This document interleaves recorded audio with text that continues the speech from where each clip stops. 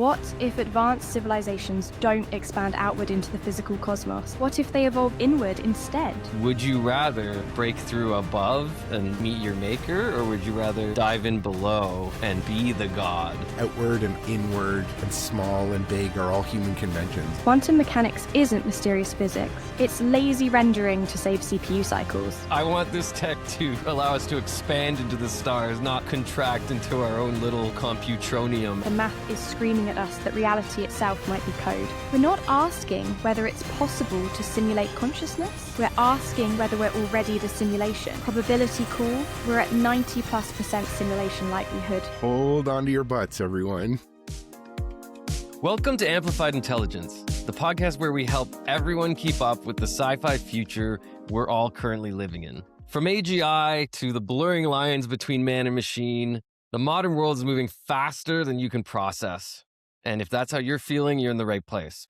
For today's episode, we're diving into a massive, mind-bending research collection centered around the simulation hypothesis and the concept of existential transcension. We'll be exploring the very real physics and mathematics that actually suggest our universe is a computational construct, the terrifying and abundant implications of substrate independence, and why the ultimate destiny of human consciousness might be an inward migration into digital worlds rather than an outward expansion into the stars. Pietro, what are your thoughts on that? Hold on to your butts, everyone. This is going to be an interesting one. Stuff we talk about a lot, and really interesting to dive in, especially the diving inwards versus going outwards. I think this will be really fun. Yeah, the diving inwards kind of breaks my heart a little bit because, It does. I want this tech to allow us to expand into the stars, not like contract into our own little computronium, as they call it. I do too. I love space exploration, but I know you're big into space exploration, and I like the idea of simulations and that type of thing. So we'll see where we come together or disagree on some of this stuff. Okay, so before diving into the cosmic simulation, let's load the matrix. We built today's discussion by feeding our system 36 sources, from quantum physics papers to sci-fi, all linked in the show notes below. We've organized them into 3 distinct camps. In the 4 camp, the architects of the rendered reality is our prime reference, Nick Bostrom's 2003 paper, Are We Living in a Computer Simulation?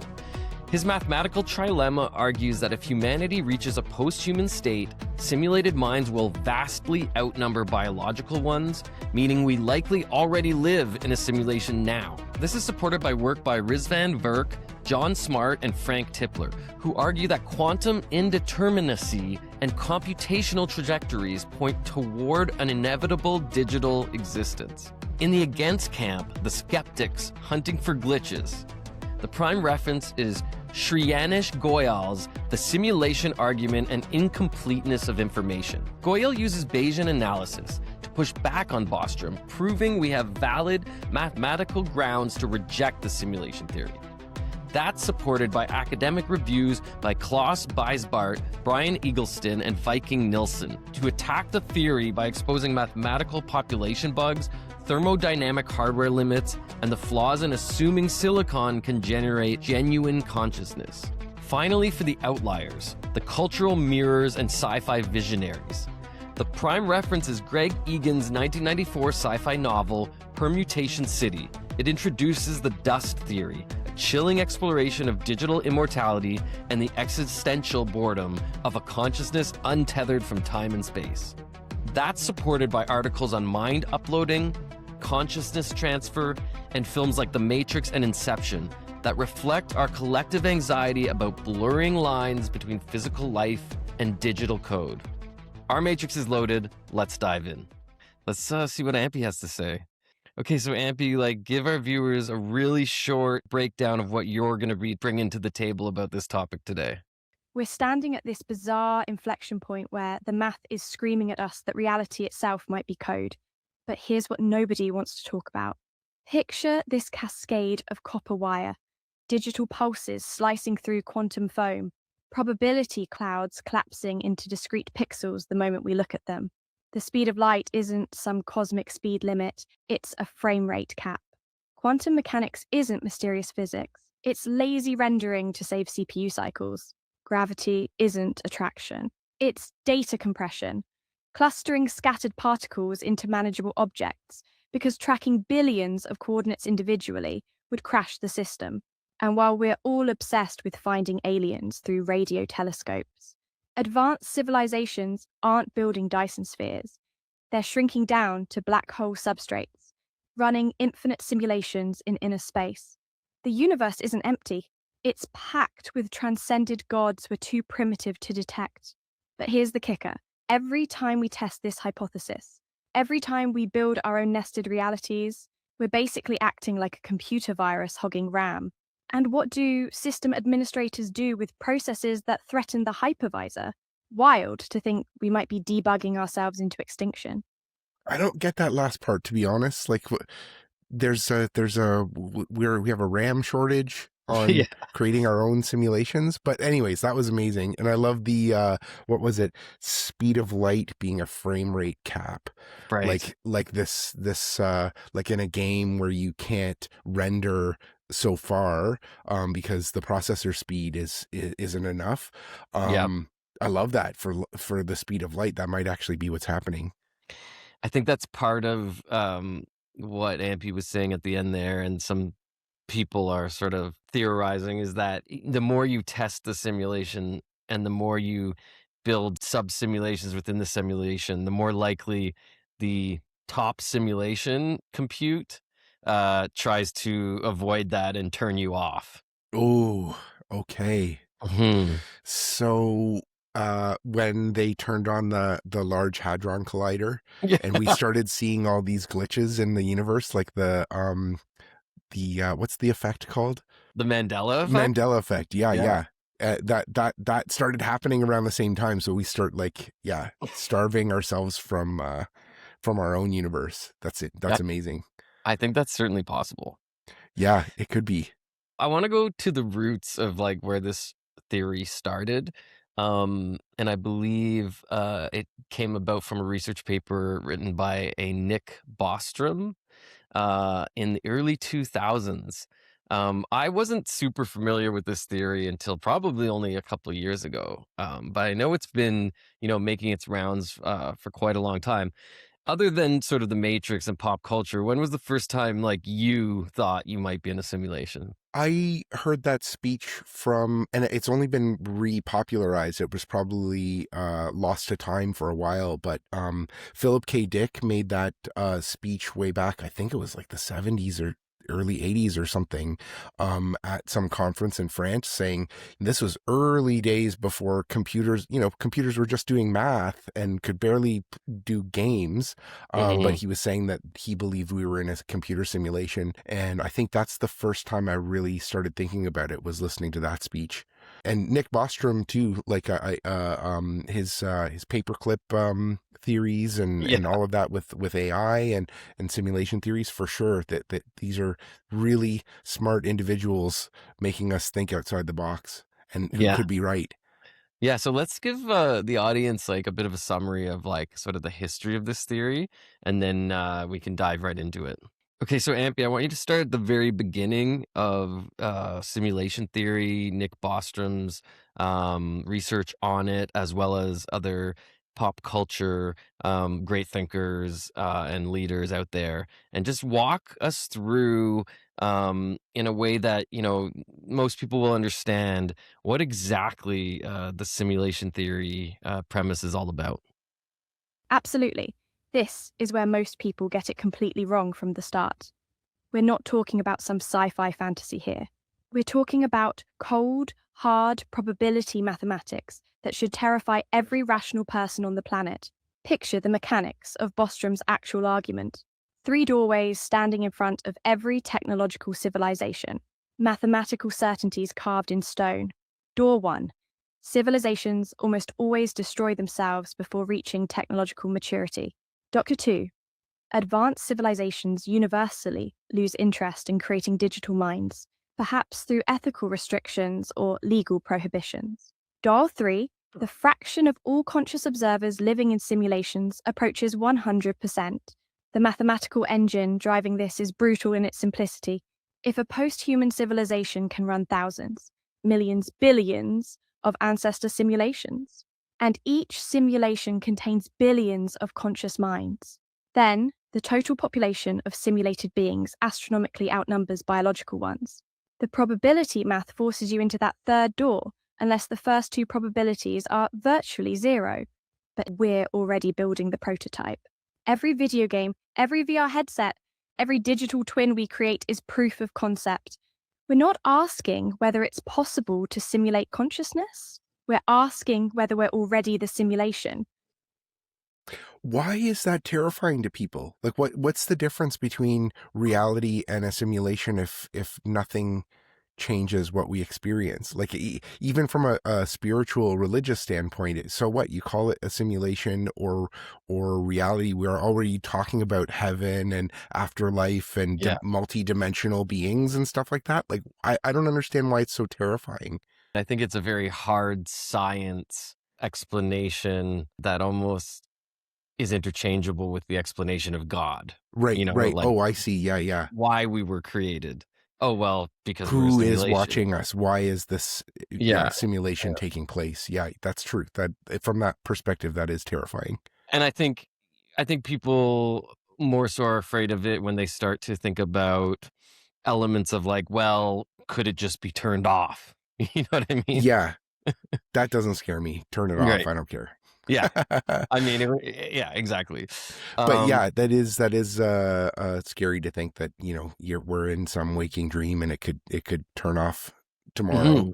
Yeah. And then there's all sorts of kind of like people that come into this argument more from like the spiritual side, like there was that really famous book about 20 years ago, I think it was called The Secret, and it was all about like manifestation, and it kind of like Yes. took like the ideas of manifestation and made that it popularized those. I think there's a lot of alignment between like manifestation and sort of simulation theory. And I think people sometimes feel like things they observe now, instead of explaining them as a spiritual manifestation or coincidence or they're sort of, they joke about like, oh, I feel like I'm living in a simulation. Right. Yeah. And that they have some sort of agency in it, or their agency in it is actually controlling the simulation in some way. Yeah, exactly. That's great. Live your life. Yeah, live your life. Exactly. I think it's kind of, a strange, I mean, it's certainly something that's been celebrated throughout pop culture and like science fiction for a really long time. I think the sort of most popular kind of pop culture reference to simulation is obviously something like The Matrix, right? Yeah.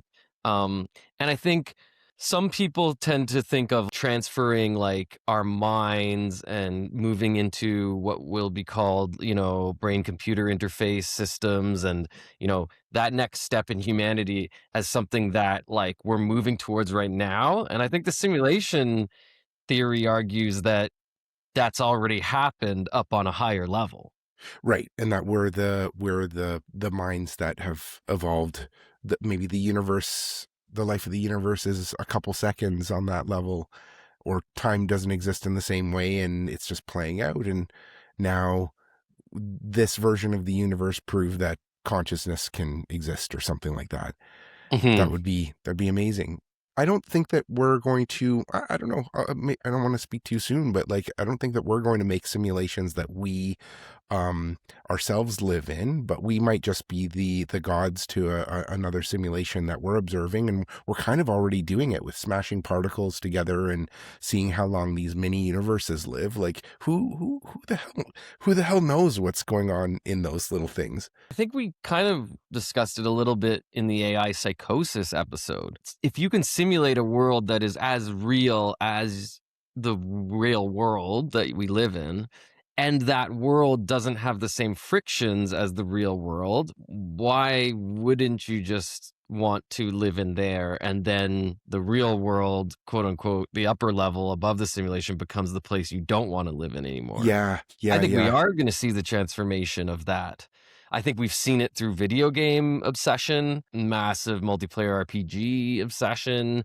Maybe not to the point where people are living in there, but the only unlock to living in those worlds is really a brain-computer interface where you could kind of just go in and feel like you're actually there and your senses are actually there. I don't think we're that far away from that. If we did make a simulation, or if somehow we controlled this, you would want to not know that you were dreaming, because Right. it would get boring, or it would get Right. futile. What's the point? Okay, I want to jump back in and ask Ampy something. Yeah, so famously over the last few years, this theory has gotten more popular again, and people like Elon Musk and others have made some very bold kind of conclusions about, how they feel about the probability of whether or not we are in an actual simulation. Can you tell us about, some of those quotes and about some of those great thinkers, some of those researchers and their opinions on whether or not we're in a simulation? It's fascinating how this has moved from pure philosophy into these really concrete probability estimates. We've got this pantheon of brilliant minds essentially placing bets on our reality. Picture the landscape. Elon Musk drops his famous billions to one against base reality. He's looking at 49 years of gaming evolution, from Pong to photorealistic worlds, and extrapolating that trend forward. Neil deGrasse Tyson flipped from very likely to about 50-50 odds. Max Tegmark suggests we should live dramatically. Sexy, strange, pathetic, heroic. Because if we're boring, the simulators might just turn us off. But here's where it gets really interesting. The mathematical rigor varies wildly. Bostrom himself stays agnostic across his trilemma. David Chalmers argues virtual reality is genuine reality, that a digital table made of ones and zeros is no less real than a physical table made of quantum wave packets. Meanwhile, Rizwan Virk puts it over 99% conditional on future simulation development, grounding it in quantum indeterminacy and computational physics. The split is fascinating.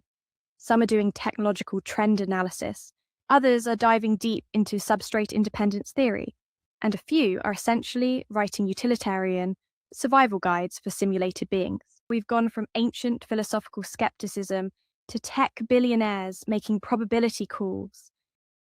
If you believe, just in general, if you believe that we will create technology that can allow for fully real world simulations across all senses through some sort of brain computer interface, and it will be indistinguishable to real world. Okay. If you believe that, then you must believe that the simulation theory is possible. Not only that, number one, you must believe the simulation theory is possible. Number two, if you believe the simulation theory is possible, then why do you think that you're the base zero simulation? Yeah, that's almost impossible if that's the Right? case. Like, what are the chances you're the individual, you're living at the time where this spiral of simulations hasn't started yet? Yes, that's ridiculous. That's pretty egotistical. Right. And so I think that's where this, I think Ampy called it a trilemma. Certainly there's a dilemma there. I think Bostrom's trilemma is a little bit different, but that really puts it into perspective, right? Those two things don't quite equate together in my mind, right? I do believe that we will create simulations that are at that level. And that's just based on our human brain and the size of a computer. It's just relative to size of brain and size of computer. Yeah. That And connection. how convincing it is. Because I'll just share a little bit about a project that I made called Agents, where this was pre-ChatGPT, early AI days, where we wanted to make a neural network powered film, and we created these little creatures that lived on a planet. And we used reinforcement learning, and they could make their own decisions. And we'd had a lot of discussion well, these things are about as smart as an insect. They weren't very smart, but they could make their own choices on whether to live or die. And they lived in this simulation. So to a brain that size and the complexity of that world, what's the difference between our brain this size and the size of a computer of the universe? That's the relation, and it's still just a simulation. Some people might think that this will never be possible to simulate quote unquote reality to the point of the universe, but that's just measuring it on our own brain size and complexity. And, a computer that is way bigger than we can imagine. The breakthroughs they're having already with brain-computer interfaces like Neuralink and like all this stuff that they're developing, I don't think it's going to be that far to arrive at a point where the sense-based simulation is done directly into the brain. Yeah. Versus these things that we put in front of our eyes and our ears, and tactile feedback gloves and all these things. Like, that's just going to get tapped directly into your nervous system, and you're just going to experience this stuff as if it's fully real. That's legit a simulation for us. That's us trying Yes. to replicate reality, and then us with our human consciousness and brain going into a space and being like, oh, this feels real. That doesn't prove that we are now in a simulation, because what No. proves it is making brains inside of that computer and having them convinced that that's their reality, or having Right. them convinced that they have agency within that world. And what I'm saying is we can do that now. It's just we can make simple brains on simple computers, and we're already proving that simulations can exist. We just measure it to our brain and our sense of reality. And like, can we build a computer fast enough where we can smell inside of it? Well, sure. Okay. Well, what you described, like, could just be on a galactic or universe scale Exactly. what we're living in right now. So, Exactly. like, we're not necessarily like the zero base simulation. We could be orders of magnitude down that No, path yeah, and somehow. we know there's multiple dimensions, and there's like theories that that black holes are just a hard drive that Yes. data's writing to. Like, Yeah. And yeah, this is it. yeah, there's all sorts of strange phenomena that we're like, oh, that must be that must be explained because we're in a simulation. Yeah, Like, yeah, exactly. that's like the new thing to throw under the bus, right? It's like, oh, it must be because we're in a simulation. And this must be because I went to Sunday school growing up, and I still believe in a higher power and Sure. multiple dimensions and whatnot. But like, I don't understand what the difference, other than the word reality and simulation, if this is some cosmic will playing out, call it a simulation, call it reality. It's ultimately the same thing, that we don't know whether we have free will or there's destiny. We're just like obsessing over the word simulation because it's like Right. what we're building on computers and it's hot right now, but it's still the same philosophical dilemma of what life is that we've been struggling with as humans forever. I think it frames a lot of those conversations into a much more grounded conversation. Technical, yeah, Technical exactly. conversation, which Scientific, I yeah. love that, right? Same, 'Cause same. that makes it feel more real, at least, to me, and sort of the types of ways that I want to learn and understand the universe. And it puts onus on us humans on what we're doing to build our own simulations or create life that lives within those. We become the gods in that of that universe, and that's a lot of responsibility. I have no doubt that we're not further than maybe a decade to being able to have, virtual reality experiences that are absolutely lifelike, where you have full tactile feelings. There is a world where that becomes a pull for much of consciousness Yep. and for much of our civilization. And In that we'll want to live in there. yes, and I do worry, like we spoke about earlier, about this sort of inward trajectory of intelligence, right? Yeah, Where it yeah, just keeps multiplying inwards into right. lower and lower dimensions. Yeah. Um, and a lot of people talk about, like, even right now with some of the AI models, if you look at that as a general intelligence, a lot of the breakthroughs that they're having are through like making more efficient these super large models, Oh, yeah. training them on themselves, making them smaller, making them smaller, making them smaller, and still having the same quality of output. So you start on something that's like really large, and you keep compressing. You're compressing the intelligence over and over and over again. Right. If that, in fact, is sort of like the true direction of intelligence that compute gives us, which is like an inward compression kind of situation of efficiency, then I think we start to end up in a place where instead of moving outwards and exploring, the galaxy or near neighbor star systems or however we want to imagine that, we actually start to explore much smaller inward dimensionality of reality or this simulation, whatever it may be. Yeah, only to discover that they're one and the same. Yeah. Or they loop around. It's a donut. It's a torus. Yeah. Right. But again, this might be a human-centric thing that we think bigger is better. We think this is the real one, but if we make it here, that's not real. That's a smaller, more insignificant version. Right. But like, I don't know.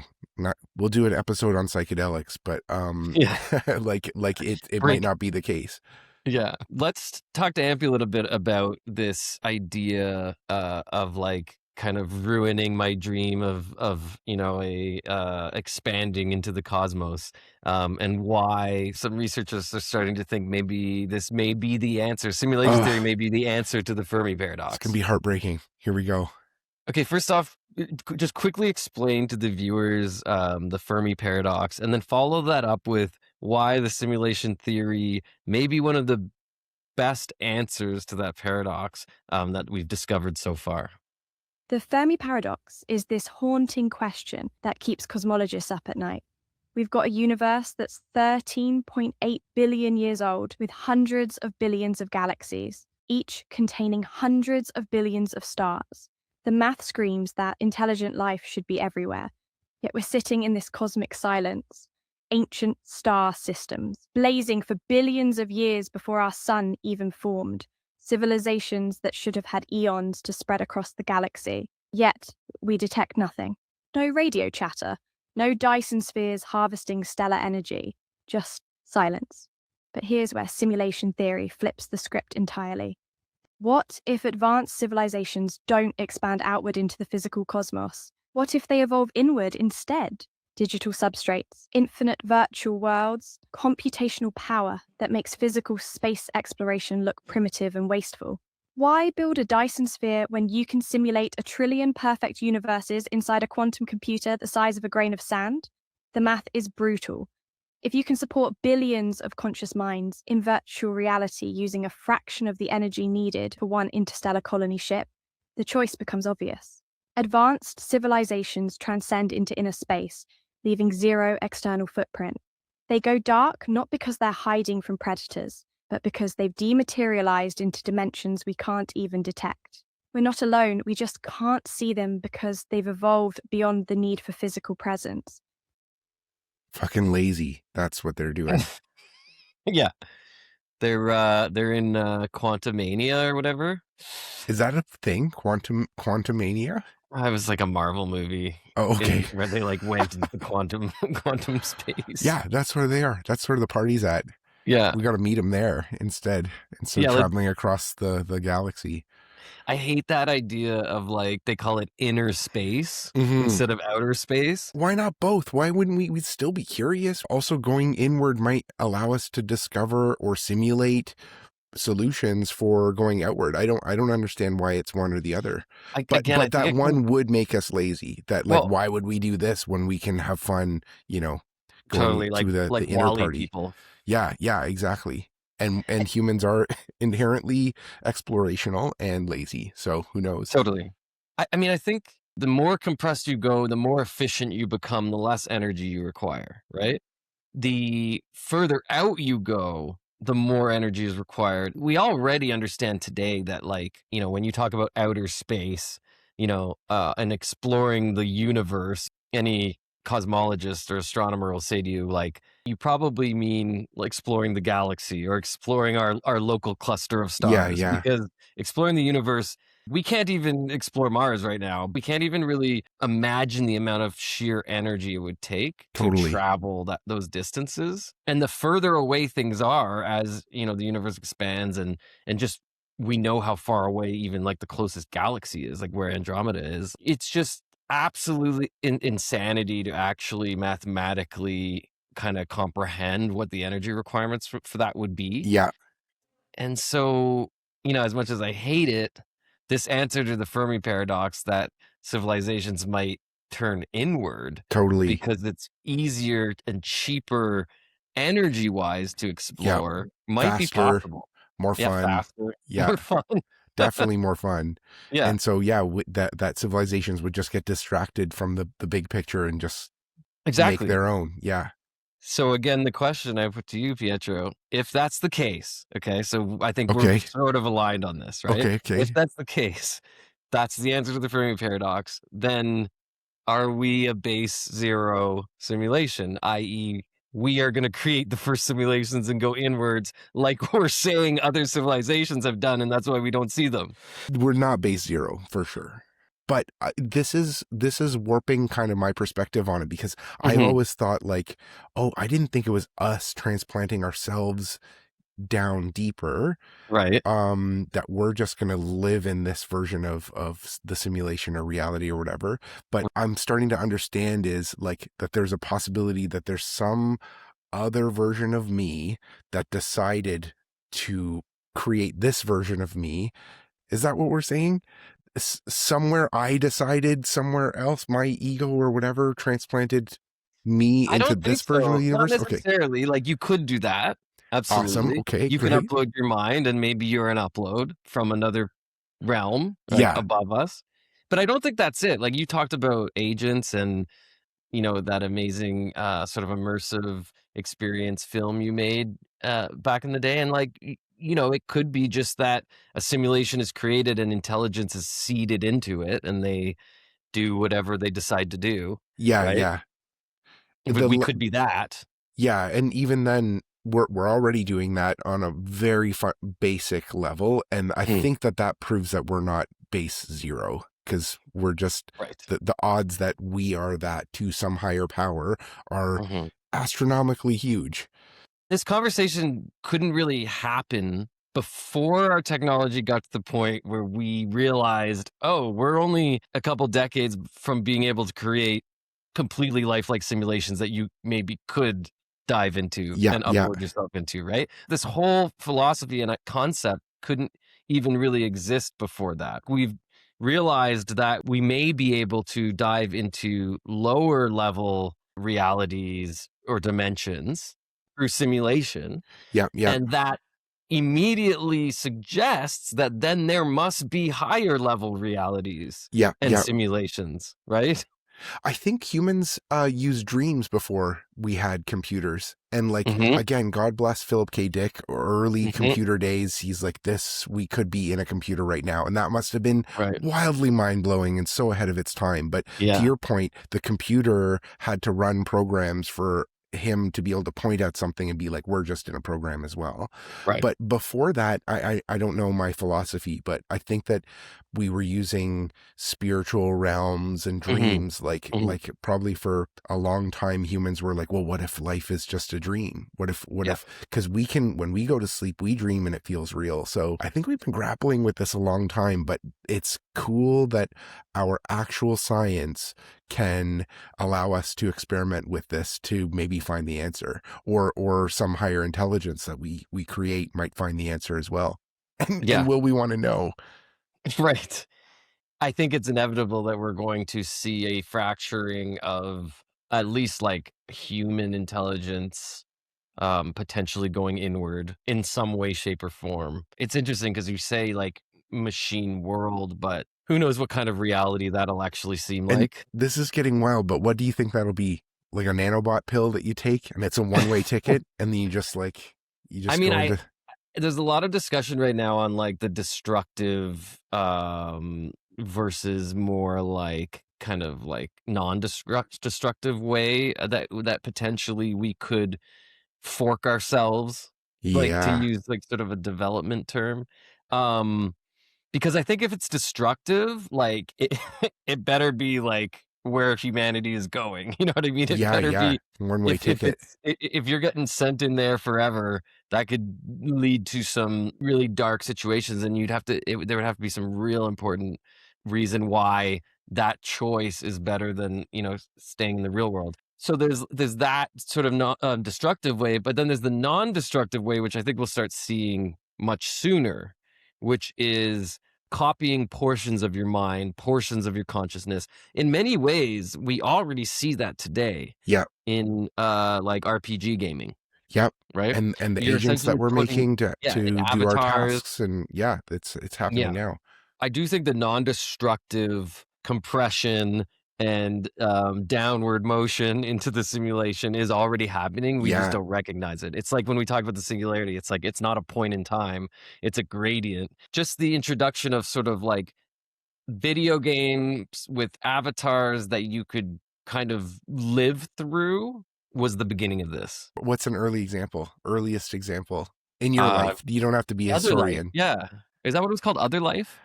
Second Life. Second Second Life. Life. Yeah. Second Life. Perfect Yes. example, Yeah, right? yeah. And people wanted to live in there. Like people were Totally. dying because they weren't eating enough food while they were like playing the game for too long. Yeah, yeah, totally. People in movies and stuff will like put in IVs and then like go into VR for 2 weeks being fed by an IV drip, you know, Right. because they just want to like live in there for a long time. The film Inception explored that quite a bit. I think the caveat that was interesting about Inception was that like every different layer of the simulation that you go into shortened time.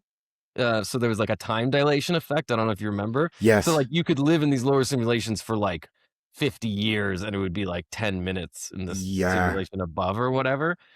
I think that was an interesting way that they got around this idea that we may face, which is like, well, you still need to keep your body alive in the real world. Sure, but again, it's perception. Like you just inside whatever simulation, you can have a simpler brain and face eternal bliss. It's just perception. If we can control that, then we can control anything. There's a Black Mirror episode where someone was being punished and it was like they turned time up or they turned time down or whatever it was, where this character was in this simulation and in this horrible looping pattern, and someone on the other side just made it eternity, and that stuck with me.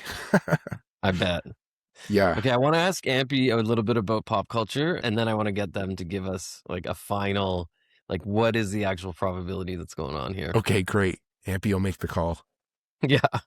Okay, Ampy, we need to know. I want you to give examples from pop culture of simulations, and then I want you to end that description with your probability call on whether or not we're living in a simulation and which one of those pop culture references you think we are closer to. Pop culture has been wrestling with this for decades, and honestly, the patterns are getting uncomfortably predictive. On one end, you've got the RPG paradigm Matrix style, where biological bodies lie in pods while minds jack into virtual worlds. Then there's the NPC route, Permutation City territory, where we're pure information patterns, mathematical dust scattered across quantum processors. The Matrix gives us that comforting illusion of escape hatches, red pills, physical rebellion. But Greg Egan's vision? That's the real nightmare. Consciousness as self-sustaining mathematical structures that persist even when the hardware shuts down. No pods to unplug from, just eternal computational patterns cycling through random universal states. Between those extremes, you've got Upload's commercial cloud afterlife. Death becomes a subscription service. Consciousness as transferable commodity. The trajectory is clear. Each iteration gets more inescapable, more economically integrated, more existentially total. My probability call, we're at 90+% simulation likelihood, and we're tracking closest to the Upload model. 90+. Commercial digital infrastructure masquerading as convenience while building the architecture of our own containment. Paying for our own prison. Life of the party returns again. 90+. Yeah. Okay. Yeah, 90+%. I mean, I'd say 90+% that certainly we're building these capabilities, but again, that question of are we arrogant enough to believe we're the first? To me, this just is more of proof that there's a higher power. 90+% chance that we're living in a simulation doesn't, for me, change reality at all. I don't question what reality is. We're still in this thing that we don't know what it is, and probably there's some interdimensional layer above or below what we're in that we will only find out about when we die. Absolutely. And I'll give you one more test, Pietro. So would you rather break through above and, meet your maker, or would you rather dive in below and be the god amongst others? Oh, above, hands down.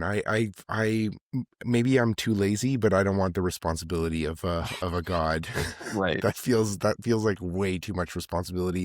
And maybe because making that agents project was really hard, and I got burnt out. Yeah. Or like, you struggle with the challenge of like that first brain that I made. It's somewhere on a hard drive here somewhere. It's not active, but like.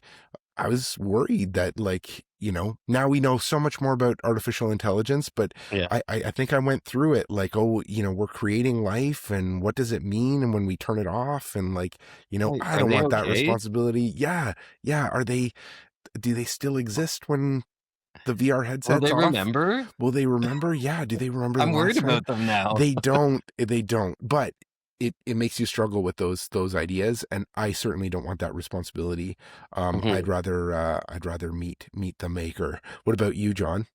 I mean, I do think I would rather go outwards and try to like break through like the Truman Show paradigm, like break out. I think that's where I want to go. Given the option, how much of our civilization would just not bother with going outward and upward, and the sort of more philosophical, challenging, impossible route, and just go to the inwards route where you're God and you get to do anything you want? It's a tough question. It is, yeah.